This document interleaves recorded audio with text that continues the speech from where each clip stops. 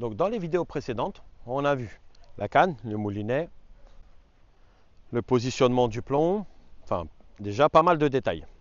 Maintenant on va parler de la position de lancer. Alors il vous faut un sol stable. Ici, c'est pas un super sol stable.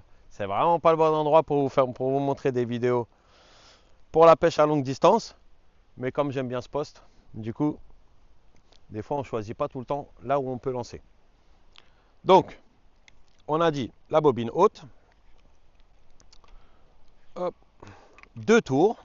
Moi je fais 2 tours. Si vous mettez trop de tête de ligne dans votre moulinet, pareil, vous allez perdre en distance. Le nœud il va venir frapper. Comme je vous l'ai dit tout à l'heure, le plomb au niveau du premier anneau, le frein bien serré. Quand vous prenez votre canne, plus vous allez monter les doigts, plus en fait votre voilà, la tresse, comment vous la tenez, elle va être alignée.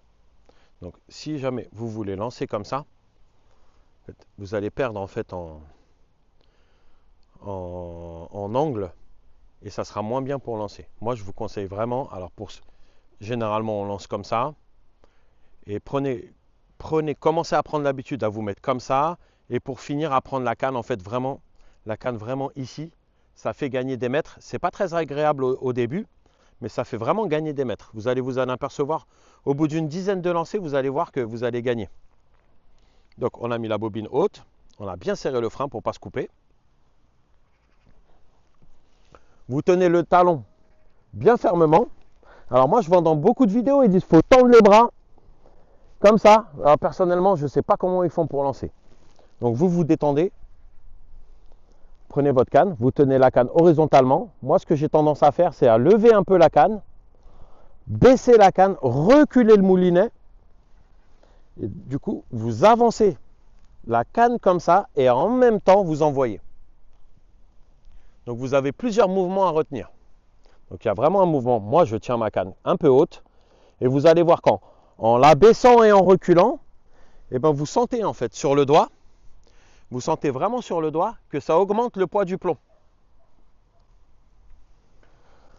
Donc, le mouvement détaillé, il est comme ça. On baisse en même temps, on recule. Et on avance le corps, on lance. Donc voilà, dans la prochaine vidéo, je vous fais quelques lancers pour vous montrer qu'avec un plomb de 100 grammes, on peut atteindre facile, avec tous ces petits détails, on peut atteindre facilement 130, 140,